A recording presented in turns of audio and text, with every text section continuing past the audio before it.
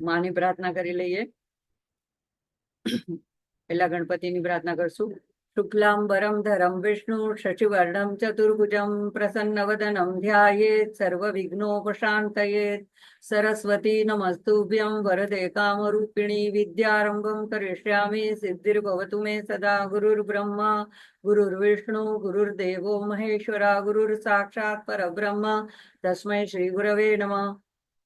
ह्रीङ्कारासनगर्भितानलशिकां सौक्लिङ्कलां बिभ्रतीं सौम्यां रत्नघटस्थरक्तचरणां ध्यायेत् परामम्बिकाम्. માને પ્રણામ કરીને આગળ વધીએ. જેવી રીતે આપણે ગણપતિ અથર્વશીર્ષ જોયું, તો અથર્વ વેદની અંદર અથર્વણ ઋષિએ આપણા જે પંચદેવ છે, પાંચ પંચદેવ કયા છે?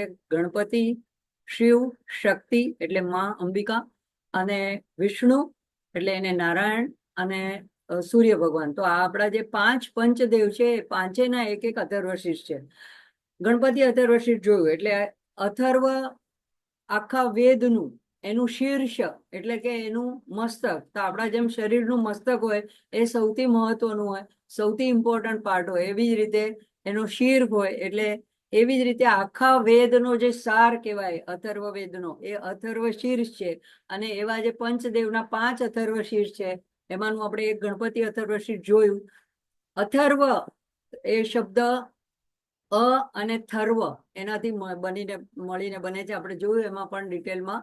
થર્વ એટલે ચંચલતા, અશાંતિ, ગતિ, કૃતિ, અને અ એટલે નહીં. એટલે જેમાં આપણું મન, આપણું બુદ્ધિ એ અથર્વ બને, સ્થિર બને, ચંચલતા રહિત બને, કૃતિ અને ગતિ રહિત બને, એવું જે સ્તોત્ર હોય જે મનને શાંતિ અપાવે એને કહેવાય છે અથર્વ શીર્ષ. અને દેવીને ઉદ્દેશીને છે એટલે માને ઉદ્દેશીને છે એટલે એને દેવી અથર્વ શીર્ષ કહેવાય છે. હવે આમાં ઉપનિષદ આને ખાસ તો કહેવામાં આવે છે. ય એવમ ઇત ઉપનિષદ. છેલ્લે આ બધા ખાલી સ્તોત્ર નથી. એવી રીતે સૂક્ત સ્તોત્ર હોય પણ એમાં મહિમા ગાન હોય, પણ આ જે છે જ્ઞાનાત્મક ભાગ છે. ઉપનિષદ કોને કહેવાય છે? વેદોનો જે અંતિમ ભાગ હોય, વેદનો સારભૂત હોય, જે જ્ઞાનાત્મક ખંડ હોય, એ ઉપનિષદ બને છે. અને એ ઉપનિષદ શબ્દનો પણ અર્થ કેવી રીતે થાય છે? ઉપ એટલે પાસે, નજીક, સન્મુખ, અને નિષદ એટલે બેસવું. તો જે શિષ્ય ગુરુની સાથે બેસીને એની સન્મુખ બેસીને એના પાસેથી જ્ઞાન અર્જન કરે છે, એની જે ચર્ચાઓ થાય છે, એ જે સંવાદ હોય છે, સંવાદ રૂપે જે જ્ઞાન પીરસવામાં આવે છે એને કહેવાય છે ઉપનિષદ. તો દરેક વેદની અંદર વેદોની અંતમાં ઉપનિષદો હોય છે. એમાં આ જે છે દેવી અથર્વ શીર્ષ એ શરૂ થાય છે. એમાં પહેલું જ જે વાક્ય છે, ઓમ સર્વે વૈ દેવા દેવી મુપતસ્સુઃ કાશીત્વમ મહાદેવીથી. એટલે કે બધા દેવતાઓ દેવીની સમીપ ગયા અને નમ્રતાથી પૂછવા લાગ્યા કે દેવી, મહાદેવી આપ કોણ છો? હવે એકદમ એબ્રપ્ટલી શરૂ થાય છે, તો એની આગળની કથા જાણવી જરૂરી છે. તો કથા જે છે એ કેનોપનિષદમાં આવે છે. એમાં કેવું છે કે પૂર્વે દેવતાઓ અને અસુરો વચ્ચે હંમેશા સંગ્રામ થયા કરતો હોય છે, પણ એકવાર જ્યારે એવો ભયંકર સંગ્રામ થાય છે તો દેવતાઓ એ સંગ્રામમાં જીતે, એ લોકોને જીત પ્રાપ્ત થાય અને લોકોમાં, પૃથ્વી પર એ શાંતિ સ્થપાય અને લોકો, ઋષિમુનિઓ સારી રીતે યજ્ઞયાગ કરી શકે. એટલા માટે દેવતાઓને જીત અપાવવા માટે બ્રહ્મએ એમને શક્તિ આપી. આપણે જોયું હતું કે પરબ્રહ્મમાં શક્તિ નિહિત છે. તો પણ દેવતાઓ જ્યારે વિજય પ્રાપ્ત કરે છે ત્યારે એ લોકોને પોતાને એમ થાય છે કે જાણે આ બધું અમે અમારા કર્તૃત્વથી કરી, અમારી શક્તિથી અમે આ વિજય પ્રાપ્ત કર્યો. એટલે એ લોકો મદોન્મત બની જાય છે, અભિમાનમાં આવી જાય છે. તો ભગવાને, પરબ્રહ્મે એમની સહાયતા, એમની ઈચ્છાથી, આપણે એમ કે ભગવાનની ઈચ્છા વગર એક પાંદડું હલતું નથી. એટલે પરબ્રહ્મની ઈચ્છાથી દેવતાઓ વિજય પામ્યા, પણ એ લોકો એ પરાશક્તિને ભૂલી ગયા અને પોતાના મદમાં આવીને પોતે જ આ બધું કર્યું. એવું, કારણ કે ઋષિમુનિઓ બધાએ દેવતાઓની સ્તુતિ કરી એટલે એટલી પ્રશંસા મળી, એટલી મહત્તા મળી, એટલે એ લોકો ગર્વથી ફૂલાઈ ગયા. તો આ વિજયમાં એ લોકો ઉન્મત્ત થઈ ગયા, પણ બધાના અંતઃકરણમાં બ્રહ્મ રહેલું છે, એટલે બ્રહ્મને એમને પદાર્થ પાઠ શીખવાડવો હતો, એમને એનું અભિમાન નષ્ટ કરવું હતું. એટલે એમણે શું કર્યું કે એમનું જે મિથ્યા જ્ઞાન થઈ ગયું હતું કે અમે જ બધું કર્યું, એને નષ્ટ કરવા માટે, નિવૃત્ત કરવા માટે પરબ્રહ્મે વિચાર્યું કે એને હું અનુગ્રહ કરું, એના પર કૃપા કરું. એટલે ભગવાન કાંઈ પણ કરતા હોય છે તો એ આપણા સારા માટે, હિત માટે, કૃપા કરવા માટે જ કંઈક એવી પરિસ્થિતિ લાવતા હોય છે કે કંઈક એવી રીતે આપણને બોધપાઠ આપવા માંગતા હોય છે. તો એમણે એમ વિચારીને પોતાની યોગ માયાના પ્રભાવથી એક એવું બધાને ચકિત કરી દે, વિસ્મિત કરી દે એવું એકદમ અલૌકિક એવું રૂપ અંતરિક્ષમાં, આકાશમાં પ્રગટ થયું યક્ષ સ્વરૂપે. અને બધા દેવતાઓ સભા ભરીને બેઠા હતા. તો એ લોકોએ આવું અલૌકિક રૂપ પહેલા ક્યારેય જોયું નહોતું. અરે અસુરોને જાણતા હતા, માનવોને જાણતા હતા, પણ આવાને જાણતા નહોતા. એટલે એકદમ થોડા ભયભીત પણ થઈ ગયા. તો બધા દેવતાઓએ કીધું કે કોને આગળ કરીએ? તો વેદોમાં બે મુખ્ય દેવતાઓ ગણવામાં આવે છે. અગ્નિ, કારણ કે જાતવેદ એ તેજસ્વી છે અને એના ઉપર ઋગ્વેદમાં ઘણા સૂક્ત છે. તો શ્રી સૂક્તમ છે એ પણ જાતવેદ અગ્નિને ઉદ્દેશીને છે. તો બધાએ કીધું કે અગ્નિદેવને કે તમે જાઓ આગળ, અને જરા તમે તેજસ્વી છો તો તમે જઈને જરા ખબર કાઢ્યો કે આ કોણ છે અને એનો શું હેતુ છે. એટલે અગ્નિદેવ સૌથી પહેલા આગળ આવે છે. આગળ આવીને એ તપાસ કરવા માટે ત્યાં ઉભા રહે છે, પણ એ બોલી નથી શકતા. એને પ્રશ્ન પૂછવો છે, પણ એ યક્ષના સ્વરૂપની સામે એમની હિંમત નથી થતી. તો યક્ષે એના મનની વાત જાણીને સામેથી જ પ્રશ્ન પૂછે છે કે તમે કોણ છો? એટલે તું કોણ છો એમ પૂછ્યું. એટલે અગ્નિને એકદમ આશ્ચર્ય હતું કે મને નથી જાણતા? હું એમ કે અગ્નિ નામથી પ્રસિદ્ધ એવો જાતવેદ છે. જાતવેદ એટલે બધાને સર્વજ્ઞ, બધાની બધી વસ્તુઓને જાણનારો છું. તો એટલે પોતાની પ્રશંસા ભરી આવી એમણે ઓળખાણ આપી. એટલે યક્ષે પૂછ્યું કે તારામાં શું સામર્થ્ય છે?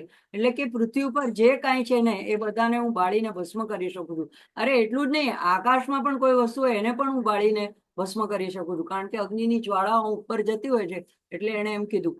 તો યક્ષે કીધું કે એક એની સામે એક તણખલું મૂક્યું, એક નાનું એવું તૃણ, અને કીધું કે તો તારી આના ઉપર આને બાળીને તારી સામર્થ્યની મને પ્રતીતિ અપાવ, અને જો તું એમ ન કરી શકે તો પછી તું આવું અભિમાન છોડી દેજે કે હું બધાને બાળી શકું છું. તરત જ અગ્નિએ તો પોતાનું પ્રચંડ રૂપ ધારણ કર્યું અને સીધું એના તણખલાની ઉપર પોતાનું જોર અજમાવવાનું શરૂ કર્યું. પણ એનાથી એ તણખલાને જરાય કાંઈ ઝાડ લાગીને અને બળ્યું નહીં. એટલા માટે હવે એ લજ્જિત થઈ ગયા અગ્નિદેવ, અને એણે કીધું કે હું બાળવામાં અસમર્થ થયો, એટલે હવે શું મોડું રહે? એટલે પાછા ફરીને દેવતાઓ જ્યાં હતા ત્યાં આવી ગયા. અને એમણે કીધું કે હું તો એમને જાણી શક્યો નથી કે કોણ છે, મારાથી એ નથી બની શક્યું.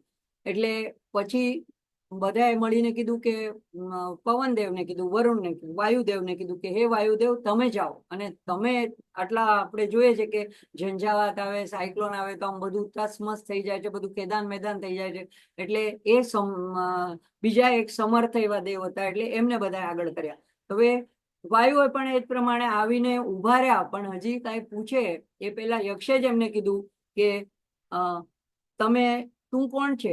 એટલે વાયુએ પણ એમ જ કીધું કે હું વાયુ છું. હવે વાયુ શબ્દ કેવી રીતે બન્યો? કે વાત એટલે કે ગમન કરવું અથવા તો ગંધને ગ્રહણ કરવું, એના ઉપરથી એનું નામ વાયુ પડ્યું. એ એવું કરી શકે એવા દેવતા છે એટલે વાયુ. અને એને બીજું નામ છે માતરિશ્વા. માતરિશ્વા એટલે માતરી એટલે અંતરિક્ષ, અને શ્રયણ એટલે વિચરણ કરનાર. એટલે જે અંતરિક્ષમાં વિચરણ કરે છે. આપણે જોઈએ છે કે પવન ક્યારેક આવતો હોય છે, ક્યારેક પડી જાય છે, ક્યાં વયો જાય છે ખબર નથી પડતી. તો એ આખા આકાશમાં, અંતરિક્ષમાં પવન વિચરણ કરતો હોય છે. એટલા માટે, અને એક જગ્યાથી ગંધ બીજી જગ્યાએ પોતાની સાથે લઈ પણ જતો હોય છે. એટલે આ એના બે નામ છે. તો યક્ષે કીધું કે હું વાયુ માતરિશ્વા છું, મને એ નામથી બધા જાણે છે. કીધું તારામાં શું સામર્થ્ય છે? કે હું તો પૃથ્વી પર જે કાંઈ એને ગ્રહણ કરીને લઈ જાઉં છું, અને એને હું એટલે કે મારી સાથે ઉઠાવીને લઈ જાઉં છું અને ઉડાડી મૂકું છું. તો યક્ષે કીધું, એની સામે પણ તણખલું મૂક્યું.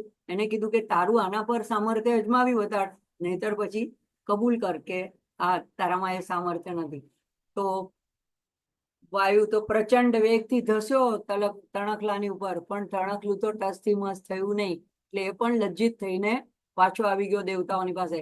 હવે બધા દેવતાઓએ મળીને ઇન્દ્રને કીધું કે તમે તો સર્વ દેવતાઓના રાજા છો, એટલે ખરેખર હવે બીજા કોઈને મોકલવા કરતા હવે તમે જ જાઓ અને તપાસ કરી આવો. એટલે ઇન્દ્ર પણ થોડા આમ ગર્વથી ફૂલાણા કે હા, હું તો સૌથી વિશેષ સર્વ દેવતાઓનો એવો રાજા છું, મતલો બળશાળી છું. અને બળશાળી હોવાને લીધે એને મધવા કહેવાય છે. એટલે બધાએ કીધું કે હે મધવન, એવા નામથી એને સંબોધન કરીને કીધું કે તમે જાઓ હવે. એટલે ઇન્દ્ર આવે છે.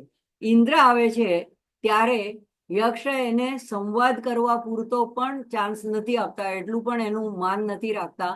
અને એ યક્ષ સ્વરૂપે જે બ્રહ્મ પ્રગટ થયા હતા, પ્રગટ એનું સ્વરૂપ જે તિરોધાન થઈ જાય છે, અંતર્ધ્યાન થઈ જાય છે. એટલે એ ઇન્દ્રને તો વધારે મોટું અપમાન હતું, કારણ કે હજી એ તો કઈ પૂછી કે સંવાદ કરી પણ ના શક્યો, એને તો એનું એટલું પણ મોકો ન મળ્યો. એટલે આમાં પણ યક્ષની કૃપા જ હતી, કારણ કે આટલું જયારે અપમાન થાય છે ત્યારે ઇન્દ્રને ભાન થાય છે કે આ કોઈ સામાન્ય એવું સ્વરૂપ ન હતું, અમારી જ કઈ ભૂલ થઈ રહી છે. એટલે આવું જયારે એને પોતાનું અંતર્નિરીક્ષણ કર્યું ત્યારે એનો ધીમે ધીમે અભિમાન શાંત થવા માંડ્યું. અને પછી એને અત્યંત નમ્ર થઈને, જિજ્ઞાસુ થઈને ચારે બાજુ આકાશમાં કે આ કયું સ્વરૂપ પ્રગટ થયું હતું અને કયું તિરોધાન થઈ ગયું, એ કોણ હશે એવું જાણવાની ઈચ્છા પ્રગટ કરી. અને આમ તેમ જોવા લાગ્યો ત્યારે એ યક્ષની જગ્યાએ એક અત્યંત શોભાયમાન એવી હૈમવતી ઉમા એ પ્રગટ થયા. એટલે કે આદ્ય શક્તિ ત્યાં પ્રગટ થયા. અને એમણે પછી પોતાને વિશે ઇન્દ્રને વાત કરી. તો આમાં શોભાયમાન એમને કેનોપનિષદમાં કહ્યું છે અત્યંત શોભાયમાન, બહુ શોભાયમાન. તો એટલા માટે બહુ શોભમાના એવો શબ્દ વાપર્યો છે. આપણે લલિતાંબિકા માટે પણ એવો વાપરીએ છીએ. તો હૈમવતી બીજો વાપર્યો છે, એટલે કે સોનાના એવા અલંકારોથી ભૂષિત અને એવા તેજસ્વી, એવા આકર્ષક, સુંદર એવા સ્વરૂપ ત્યાં રૂપે માં પ્રગટ થયા. તો ત્યારે જગતની કેટલી બધી શોભાયમાન વસ્તુઓ છે, પણ એમાંથી સર્વશ્રેષ્ઠ, સર્વોત્કૃષ્ટ એવી જો સર્વથી શોભાયમાન હોય તો એ હૈમવતી ઉમા છે. એટલે એ જયારે એમના માટે એ વિશેષણ વાપરવામાં આવ્યું, એટલે યક્ષે નમ્રતાથી પૂછ્યું કે ઇન્દ્રએ નમ્રતાથી પૂછ્યું કે યક્ષ કોણ હતા અને ક્યાં તિરોધાન થઈ ગયા, હું એ જાણવા માંગુ છું. ત્યારે પછી દેવી જે જવાબ આપે છે એ પોતાના વિશે, જે પોતાના સ્વરૂપ વિશેનું ભાન કરાવે છે, એટલે કે બ્રહ્મની ઓળખ કરાવે છે, એ સૌથી પહેલા ઇન્દ્રને કરાવે છે. અને ઇન્દ્ર એ સૌથી પહેલા બ્રહ્મને માના એક ઉપદેશથી કે એમના વાક્યથી એ જાણ થાય છે. એને પોતે જોઈને એને જાણી જાય છે એવું નથી. એટલા માટે એમ કહેવાય છે કે બ્રહ્મને જાણવું હોય તો આપણે આપણી મેળે ચોપડી વાંચી લઈએ કે કાંઈ આમ જોઈ લઈએ એટલે જાણી જાય એવું નથી. જો ઈશ્વર કૃપા કરીને જાનત દેહી દીનું જણાય, જેને એ જાણ પોતે કરે એને જે જણાય છે. એટલે માએ જયારે એને અમુક જવાબ આપ્યા, એને પોતાની ઓળખ આપી, ત્યારે એને એ બ્રહ્મનું ભાન થયું, જ્ઞાન થયું. પછી એણે અગ્નિ અને વાયુને એ જ્ઞાન આપ્યું, કારણ કે અગ્નિ અને વાયુએ પણ એકવાર તો સામસામે એમને પણ બ્રહ્મનો સ્પર્શ થયો હતો, એમણે પણ કંઈક થોડો સંવાદ કર્યો હતો એની સાથે, યક્ષની સાથે. એટલે સૌથી શ્રેષ્ઠ ઇન્દ્ર દેવતા કહેવાય છે બધા દેવતાઓમાં, એટલે બધા દેવતાઓના રાજા વૈદિક પરંપરામાં. અને એના પછી નેક્સ્ટ જે આવે છે એ અગ્નિ અને વાયુ. તો એ બીજા બધા જેટલા દેવતાઓ છે એમાં એનું સ્થાન એના પછી આવે છે. તો હવે કારણ કે એમને પણ ઇન્દ્ર દ્વારા જાણ્યું કે આ બ્રહ્મ છે. હવે આ દેવી અથર્વશીર્ષની શરૂઆત આ પ્રસંગથી થાય છે. એટલે આપણે જોઈએ હવે એમાં પ્રસંગમાં અંદર જઈએ તો આપણને ખ્યાલ આવશે.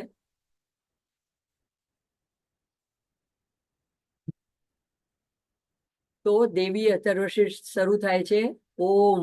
ઓમ હંમેશા ઈશ્વર વાચક છે. આપણે જોયું કે ગણપતિને વાચક પણ છે. એટલે કોઈ પણ વસ્તુની શુભ શરૂઆત થાય છે મંગલાચરણ તરીકે ઓમથી શરૂઆત થાય છે. ઓમ સર્વે વૈ દેવા દેવી ઉપતસ્થુ, દેવીની સામે ઉપતસ્થુ ઉપસ્થિત થયા બધા દેવતાઓ. કાશીત્વમ મહાદેવીતી, અને પછી પૂછવા માંડ્યા કે તમે કોણ છો, હે મહાદેવી આપ કોણ છો, નમ્રતાથી પૂછવા લાગ્યા. સા બ્રવીત, સા એટલે તેણીએ, એમણે બ્રવીત એટલે એમણે કહ્યું. શું કહ્યું? તો પોતાને વિશે, પોતાના સ્વરૂપ વિશે કહ્યું. અહમ બ્રહ્મ સ્વરૂપિણી, હું બ્રહ્મ સ્વરૂપ છું, બ્રહ્મ વિદ્યા છું, હું જ બ્રહ્મ છું.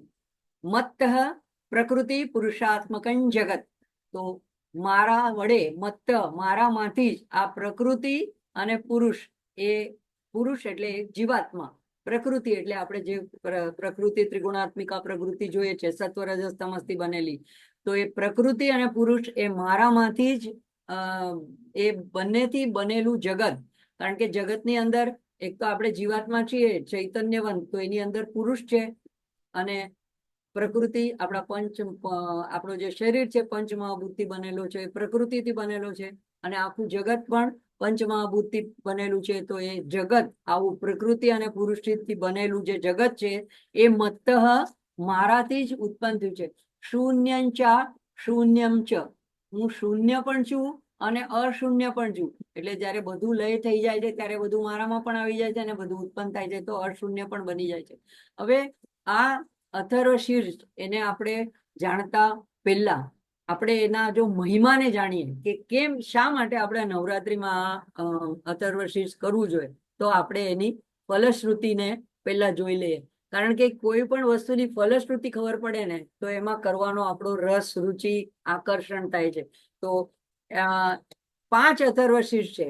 દરેકના આરાધ્ય દેવ જુદા જુદા હોય. કોઈ કૃષ્ણને માનતા હોય, વિષ્ણુને માનતા હોય, કોઈ સૂર્યની ઉપાસના કરતા હોય, કોઈ ગણેશની કરતા હોય, કોઈ શિવની કરતા હોય, કોઈ દેવીની માની કરતા હોય.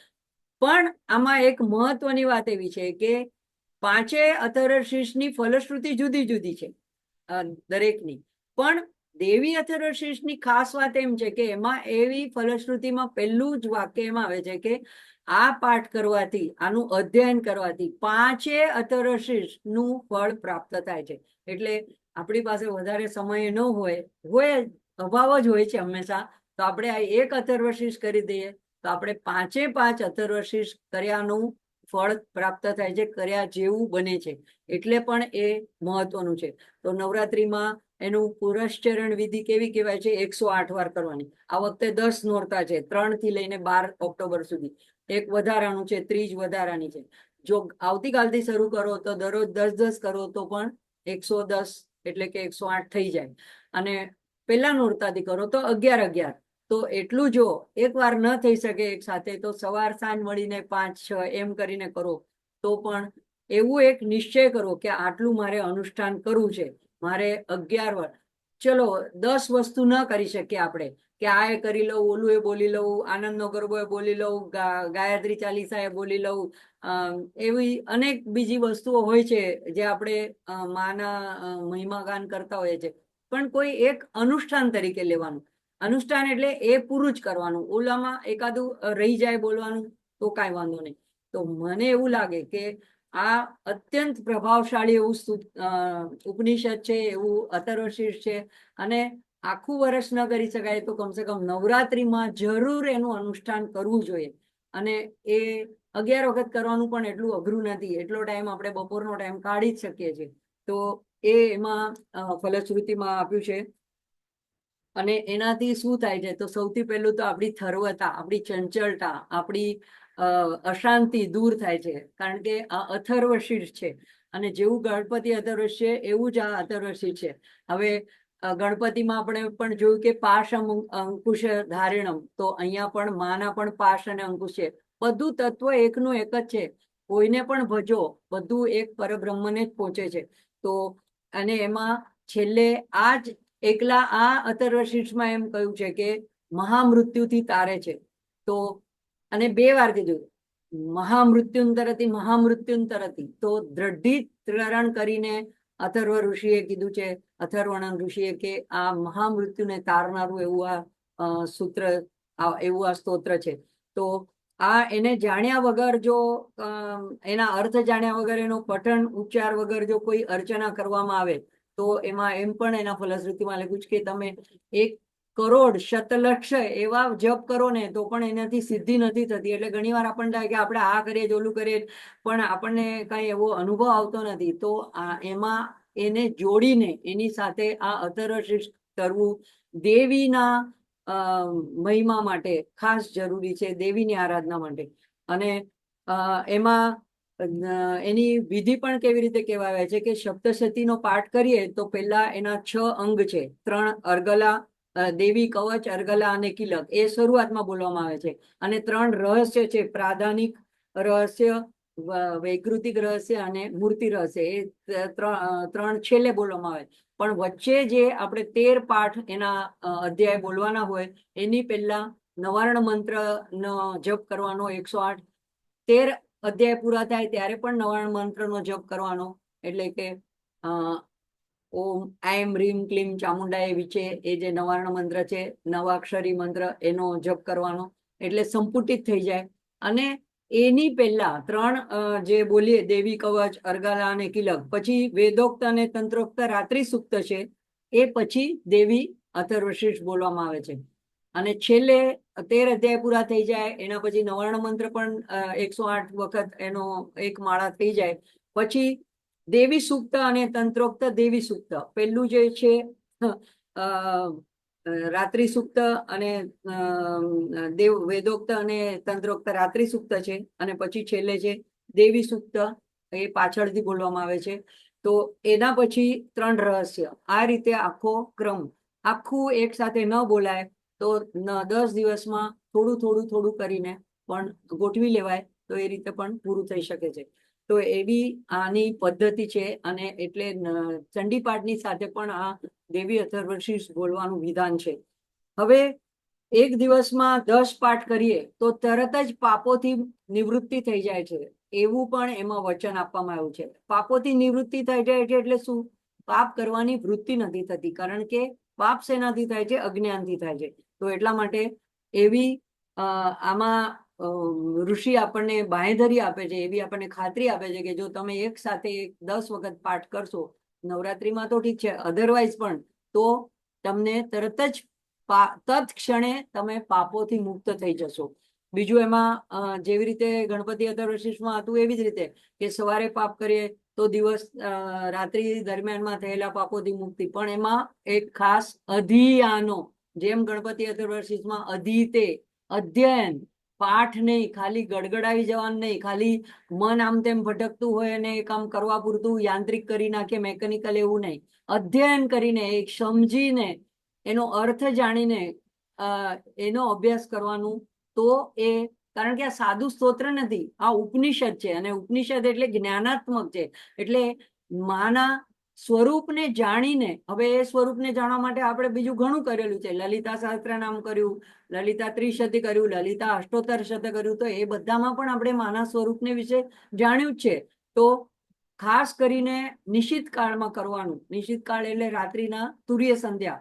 તો જ્યારે બધા સૂઈ ગયા હોય, આપણું બધું કામ થઈ ગયું હોય, ત્યારે પણ શાંતિથી પણ ત્યારે એકવાર પાઠ આપણે કરી શકીએ છીએ. અને એને વાક સિદ્ધિ થાય છે એમ કે છે. વાક સિદ્ધિ એટલે શું? એ જે બોલે છે એવું થઈ જાય છે એમ નહીં, જે થવાનું હોય છે એને જાણ થઈ જાય છે અને એ જ એના મોઢામાંથી બહાર આવે છે. એટલે કે એની વચન સિદ્ધિ થઈ જાય છે. અને એને બોલવાની પણ વાકપટુતા પણ આવે છે. પછી નવીન પ્રતિભા, નવી મૂર્તિ લાવ્યા હોય, નવી છબી લાવ્યા હોય, ઘણી વાર આવા નવરાત્રિમાં પણ લોકો નવી છબી લાવતા હોય, તો એની પ્રાણ પ્રતિષ્ઠા કરવા માટે પણ બીજું અનેક ઉપચાર કરીએ, પણ દેવી અથર્વશીર્ષ બોલવું ખાસ જરૂરી છે. અને કોઈ પણની પ્રતિષ્ઠા કરવા માટે તો એ કરતી વખતે એની પ્રાણ પ્રતિષ્ઠા થઈ જાય છે. અને છેલ્લે એમ પણ કે છે કે મંગળવારે જ્યારે અશ્વિની નક્ષત્ર હોય, એટલે ભૌમા શૂન્ય એવો જ્યારે યોગ હોય, અમૃત સિદ્ધિ યોગ જેને કહેવાય છે, પણ એ મંગળવારનો હોય, તો ત્યારે મહાદેવીની સામે જપ કરવાથી મહામૃત્યુથી તરી જવાય છે, મહામૃત્યુથી તરી જાય છે. તો પહેલા 7 મંત્રોમાં દેવી પોતાનું સ્વરૂપ વર્ણવે છે. પછીના 8 થી લઈને 25માં દેવતાઓ એ સ્વરૂપ જાણે છે, એટલે સ્તુતિ કરે છે માની. અને પાછળના 2 મંત્ર 26 અને 27માં એની ફલશ્રુતિ છે. તો આજે આપણે જેટલું જોઈ શકાય એટલું આપણે જોઈશું.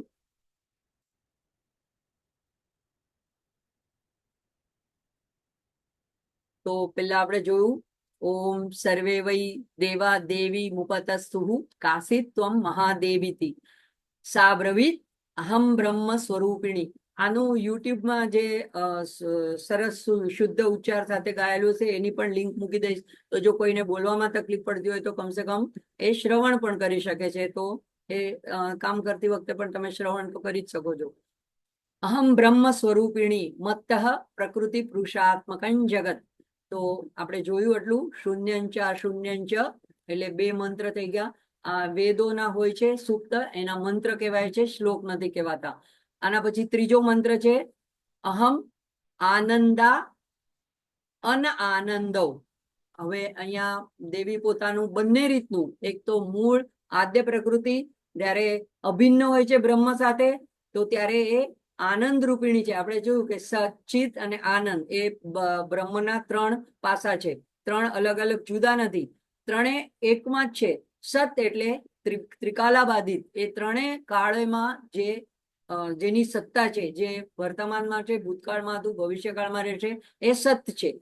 ચિત્ત એટલે જેને ભાન છે, જેને જ્ઞાન છે, એટલે જ્ઞાન સ્વરૂપ અને આનંદ સ્વરૂપ. તો શિવ જે છે એ સત અને ચિત્ત ગણાય છે, અને એમાંનો જે આનંદનો ભાગ છે સચ્ચિત આનંદ, એ એની શક્તિ લલિતાંબિકા, આદ્ય શક્તિ, મહાત્રિપુર સુંદરી, અંબિકા, જે પણ નામ, રાજરાજેશ્વરી, જે નામથી પણ આપણે બોલાવીએ, એ આનંદ રૂપિણી છે. તો અહીંયા માં કહે છે કે અહમ આનંદા, હું આનંદ રૂપિણી છું, અને અનાંદવ, આનંદ વગરની પણ વસ્તુ. તો મેં એવી રીતે સમજ્યું, કારણ કે એનો કઈ એવો ડિટેલ અર્થ ચોપડીમાં આપ્યો નથી, શાબ્દિક જ અર્થ મૂકી દીધો છે. પણ આનંદ વગરની વસ્તુ કઈ છે? તો જે ચૈતન્યવંતા આપણે જેટલા જીવ છીએ મનુષ્ય, એ આનંદ આપણે અનુભવી શકીએ છીએ. પણ જે જળ પદાર્થ છે, દાખલા તરીકે પથ્થર છે, પહાડ છે, તો એમાં સત છે, ચિત્ત છે, પણ એની અંદર આનંદ, એ આનંદની લાગણી, એમાં સંવેદના નથી, એટલે એ આનંદની લાગણી નથી અનુભવી શકતા. તો એવી પણ જે વસ્તુઓ છે કે જેમાં આનંદ નથી, એ પણ હું જ છું. અહમ વિજ્ઞાના વિજ્ઞાને, વિજ્ઞાન પણ હું છું અને અવિજ્ઞાન. વિજ્ઞાન અનુભૂતિપૂર્વકનું જ્ઞાન આપનારી છું, એટલે અનુભવ કરાવનારી છું. અવિજ્ઞાન તો જે એવું જ્ઞાન અનુભવાત્મક ન હોય, એટલે કે જે અનુભવ વગરનું શાબ્દિક જ્ઞાન, અથવા તો બાહ્ય જે ભૌતિક વસ્તુનું જ્ઞાન, એવો મેં અર્થ એનો ઘટિત કર્યો છે. તો એ જે બાકીની પરા અને અપરા વિદ્યા જે ગીતામાં કહેવામાં આવે છે, તો એ કારણ કે જીવન વ્યવહાર કરવા માટે એની પણ જરૂર છે. તો એ અપરા વિદ્યા કે અપરા નોલેજ આપણે આજીવિકા માટે એની પણ જરૂર છે. તો એ પણ વિજ્ઞાન, આપણે જેને અત્યારે અહીંયા સાયન્સ કહીએ છીએ, તો એ બધી વસ્તુની પણ જાણકારી જરૂરી જ છે. તો એ બધું જ્ઞાન પણ હું જ છું. અહમ બ્રહ્મા બ્રહ્મણી વેદિતવ્યે. તો હું બ્રહ્મ સ્વરૂપ છું, અને અબ્રહ્મણ એટલે જે હજી મેનિફેસ્ટ નથી થયું, જે દ્રશ્ય જગત, જે હજી બ્રહ્મ તરીકે જે હજી અબ્રહ્મ એટલે બ્રહ્મની અંદર જ છે, એમાંથી એ બહાર પ્રગટ નથી થયું, એવું એક જગ્યાએ એનું એક્સપ્લેનેશન આપ્યું છે અબ્રહ્મનું. તો જે મેનિફેસ્ટ થયું છે અને જે નથી થયું, જે પ્રગટ નથી થયું, તો બંને ઓપોઝિટ વસ્તુ, એટલે અહીંયા દ્વંદ્વાત્મક કે છે. એટલે જ્યારે ભગવાન એમ કે વ્યાપક છે તો એવા છે કે સર્વમાં છે, અને સૂક્ષ્મમાં સૂક્ષ્મ કહેવાય છે, અને બૃહતમાં બૃહત કહેવાય છે. એટલે કે જેને આપણે આપણી બુદ્ધિથી કળી ન શકીએ. આપણી બુદ્ધિમાં એક જ વસ્તુ હોય, કાં તો એક વસ્તુ મોટી હોય, કાં તો એક નાની હોય, કાં તો એ સત હોય, કાં તો એ અસત હોય. એટલે આપણે બે એક સાથે હોય એવું આપણી બુદ્ધિ આકલન કરી શકતી નથી. પણ અહીંયા એ જ વસ્તુ માં પોતાને વિશે બનાવે છે કે તમે બંને જે વસ્તુ છે એ હું જ છું. અહમ પંચભૂતાન્ય પંચભૂતાની. તો પંચીકરણ થયેલા જે પંચભૂતો છે એ પણ હું છું, અને અપંચીકરણ થયેલા. હવે પંચીકરણ અને અપંચીકરણને આજે જોઈ શકાશે, તો જોશું આપણે ડિટેલમાં. આમાં કેવી રીતે હોય છે કે પંચ મહાભૂત આપણે બધા જાણીએ છીએ કે પૃથ્વી, જળ, પછી તેજ, વાયુ અને આકાશ, આ 5 મહાભૂત છે. પણ આકાશમાંથી બધું ઉતરી આવ્યું, તો એ જ્યારે એકબીજામાં ઇન્ટરમિંગલ થાય છે, એકબીજામાં મિક્સ થાય છે, કારણ કે એકલું એક આકાશ હોય એમાંથી કોઈ વસ્તુ બને નહીં, એકલું એક પૃથ્વીમાંથી બને નહીં. તો આ બધા તન્માત્રાઓ, આ બધી વસ્તુઓ જ્યારે એકસાથે બને અને એના પરમ્યુટેશન કોમ્બિનેશન થાય, તો એ પંચીકૃત થાય. પંચીકૃતને શંકરાચાર્ય એવી રીતે સમજાવ્યું છે કે દરેક પંચમહાભૂતનો પોતાનો અડધો ભાગ, એટલે કે આપણે જો એક વર્તુળ સમજીએ એટલે કે પૂર્ણ, તો એમાં 1/2 એટલે કે 50% એ એક પંચમહાભૂત એટલે કે પૃથ્વી લઈએ દાખલા તરીકે, તો પૃથ્વીનો એક 50% ભાગ પોતાનો હોય. બાકીનો જે અડધો ભાગ રહ્યો એના પાછા 4 ભાગ કરવાના, એટલે પાના પણ 2, પાના પણ 2. એમાં બાકીના 4 આકાશ, જળ, વાયુ અને તેજ. એવી રીતે દરેક પંચમહાભૂતનું મારી પાસે એની એક સ્લાઇડ છે, કાલે એવું હશે તો હું મૂકી દઈશ. તો દાખલા તરીકે આકાશ લઈએ તો આકાશના 50% અને બાકીના જે છે એમાં 1/8 બાકીના 4. એવી જ રીતે દરેક 5 પંચમહાભૂતમાં પોતાનો સ્વયંનો ભાગ 50% અને બાકીના 50%માં 25ના પણ અડધા, 25ના પણ અડધા, એટલે 1/8 એવી રીતે 4 બાકીના પંચમહાભૂત, બાકીના જે 4 મહાભૂત બાકી રહ્યા. આવી રીતે મિક્સ થઈને પછી જગતના દરેક પદાર્થ, વસ્તુ બધું જ બન્યું. તો એ માં કહે છે કે પંચીકૃત અપંચીકૃત એટલે કે જે પંચીકૃત નથી થયું, જે શુદ્ધ સ્વરૂપમાં છે પંચમહાભૂત, એ પણ ઊંચું, અને આવી રીતે બધું ત્રિગુણાત્મિક એકબીજાની સાથે ઇન્ટરમિંગલ થઈને આ જુદા જુદા પર્સન્ટેજમાં જુદી જુદી વસ્તુઓ બની, એ પણ ઊંચું. એટલે કે સર્વમ ખલ્વિદમ જગત જે કહેવાય છે બધું જ ઊંચું, એ સમજાવવા માટે માં આટલી જુદી જુદી રીતે પોતાના સ્વરૂપનું વર્ણન અહીંયા કરી રહ્યા છે. આગળ જોઈ લેશું એક મંત્ર હજી.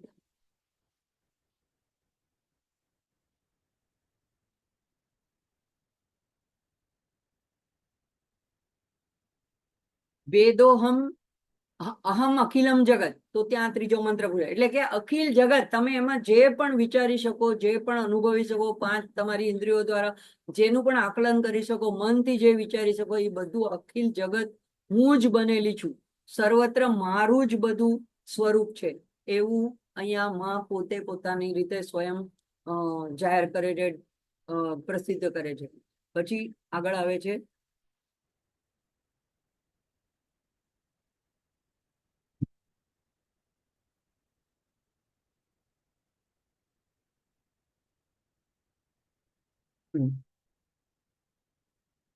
વેદોહમ અવેદોહમ, વિદ્યાહમ અવિદ્યાહમ, અજાહમ અનઅજાહમ, અધશ્ચોર્ધ્વંચ તિર્યક્ષાહમ.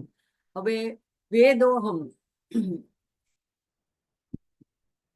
વેદ એટલે જે આપણે 4 વેદ કહી શકાય, એ પણ એક રીતે વેદ, અને જે જાણી શકાય એવું એને પણ વેદ કહી શકાય. તો એ હું છું એટલે કે બધું વાંગમય, એની અંદર જેટલું જ્ઞાન છે એવું છે. અને અવેદ, વેદની બહારનું જે બીજી અપરા વિદ્યા જે છે એ બધા શાસ્ત્રો પણ, વેદ ઉપરાંતના પણ શાસ્ત્રો છે આપણી પાસે ઘણા, બાકીના શાસ્ત્રો, જ્યોતિષ શાસ્ત્ર છે, વાસ્તુશાસ્ત્ર છે, કલાશાસ્ત્ર છે, એવા અનેક શાસ્ત્રો છે. તો એ બધા પણ હું જ છું. વિદ્યાહમ અવિદ્યાહમ, વિદ્યા એટલે જ્ઞાનાત્મક. તો વિદ્યા અને અવિદ્યા કેવી છે કે આપણી અંદર પણ આ વિદ્યા અને અવિદ્યા 2 સ્વરૂપે માં રહેલી છે. જ્યારે આપણે સાચી દિશામાં વિચાર કરીએ છીએ, આપણે શુદ્ધ આચરણ કરીએ છીએ, આપણામાં સાત્વિકતા હોય છે, તો આપણી અંદર એ વિદ્યામાંનું પ્રાદુર્ભાવ હોય છે. અને અવિદ્યા એટલે કે અજ્ઞાન, તો એ જે માયાથી આપણા જ્ઞાનને ઢાંકી દે છે એ અવિદ્યા છે, અવિદ્યાનું આવરણ આવી જાય છે. તો ત્યારે આપણે આપણી જાતને સીમિત સમજીએ કે હું આટલી જ છું, હું નશ્વર છું, આટલો મારો દેહ, એ હું છું. તો એ વિદ્યા અને અવિદ્યા બંને માં કહે છે કે હું જ છું, અને એ અવિદ્યાને દૂર કરનારી પણ એ જ છે. અજાહમ, અજા એટલે કે જેનો જન્મ નથી થયો, મારાથી આગળ કોઈ મને જાણનારું એવું નથી, એટલે હું અજન્મા છું. અને અનઅજાહમ, જે હજી જન્મ્યું નથી અને જે જન્મ્યું છે એ બધું જ હું છું. તો અહીંયામાં પોતાની જાતને, પોતાના આખા સ્વરૂપને બતાડે છે કે પ્રકૃતિ અને અપ્રકૃતિ, એમ આમાં કીધું છે. તો પ્રકૃતિ અને પ્રકૃતિ સિવાયનું શુદ્ધ આત્મ સ્વરૂપ, એ બધું જ હું છું.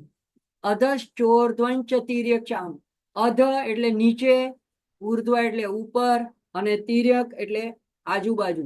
એટલે કે અખિલ બ્રહ્માંડમાં, જેમ ત્યાં આપણે જોયું હતું કે 4 દિશા, 10 દિશા, ઉપદિશા, તો અહીંયા કે છે કે બધે જ હું જ વ્યાપ્ત થયેલી છું, એવું અહીંયામાં પોતાના સ્વરૂપનું આ 4 શ્લોકમાં વર્ણન કરે છે.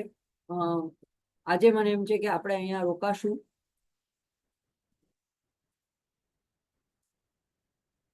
ઓમ પૂર્ણમદ પૂર્ણમિદમ પૂર્ણાત પૂર્ણમુદચ્યતે પૂર્ણસ્ય પૂર્ણમાદાય પૂર્ણમેવાવશિષ્યતે.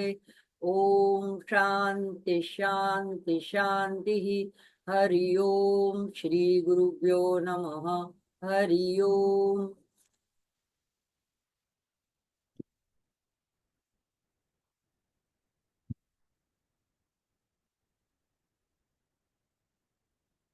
આપણી પાસે હજી થોડો સમય છે. કોઈને આમાં પોતાને હજી કઈ વધારે વિશેષ માહિતી હોય અને મને એમાં એડ કરે તો પણ વેલકમ છે. અને કોઈને કઈ વધારે માહિતી મેળવવી છે તમારી પાસેથી. ચેતનાબેન, નવરાત્રીમાં તમે આટલું બધું જ્ઞાન છે, આમાંથી તમે કયું સિલેક્ટ કરીને શું કરો? નહીં એટલે અનુષ્ઠાન તરીકે શું કરો તમે? હું તો આ 11 વખત તો કરીને 108 વખત કરું છું. જો મને તો ટાઈમ હોય, મેં એટલા માટે હું આ પહેલી વાર કરું છું. નહીતર આટલા વર્ષ મેં જ્યાં પણ ભણાવ્યું ત્યારે હું કહી દઉં કે નવરાત્રીમાં ભાઈ મને ન બોલાવતા, મને મારો ટાઈમ ઓછો પડે. પણ મને એમ છે કે બરાબર, બધાને પણ થોડો બીજાને પણ ફાયદો લાવો થાય. મળે. હા, બાકી કુંજિકા સ્તોત્ર એ આ નવરાત્રીમાં કરવા જેવું છે. તો તમે જે પણ લ્યો એનું એક અનુષ્ઠાન લઈ લેવાનું. કે ચંડીપાઠ હું દરરોજ નથી કરી શકતી, એ હું થોડો કરીને એના ડિવાઈડ કરીને 8મ 9મ સુધીમાં એને હું પૂરો કરી દઉં છું. તો એ આ દુર્ગા સપ્તશતીમાં જે આગળ ન્યાસની ને બધી વિધિ લખેલી છે એ પ્રમાણે કરું છું. અને જે 13 અધ્યાય છે એ તો અમારા ગુરુ માઇકલ અભિમાએ જે પદ્યાત્મક લખેલો છે એ એમાંથી કરું છું. સંસ્કૃતનો ઉચ્ચારમાં કદાચ એટલું ગડબડ થાય એટલું હું કોઈની પાસે બેસીને શીખી નથી. આખા એમાં અમુક અઘરા ઉચ્ચારના શબ્દો પણ છે. એટલે હું તો એ જે સરળ ગુજરાતીમાં અમારા ગુરુદેવે લખેલો છે એના 13 અધ્યાય કરું છું. અને પછી આમાંના પાછળના જે 3 રહસ્યો એ રીતે ચંડીપાઠ થોડો કરીને એક જ વાર કરું. બાકીના સ્તોત્ર જે બધા ગમે છે. અને એમાં દેવી અધર્વશીર્ષ ખાસ. બરાબર. દેવી ને અધર્વ અમે ગાયત્રી કરતા હોઈએ એટલે પછી બધો ટાઈમ ના મળે ને. ગાયત્રી કરો. ગાયત્રીની લોકો સહેલામાં સહેલું માણસ એમ કરે છે કે ગાયત્રી ચાલીસાના 108 પાઠ કરે છે. એટલે ના, માળા કરવાની. માળા કરે છે તો 2400 ની કે જે 27. હા એટલા માળા કરતા હોય છે. હા, એ બરાબર. પણ મને એમ થાય કે આટલું બધું જ્ઞાન પ્રાપ્ત કર્યા પછી સિલેક્ટ કરવાનું હોય તો તમે શું કરો એમ? નહીં તમારી તમને જેમાં તો રુચિ હોય, તમને એમ થાય કે આ મને બહુ જ પ્રિય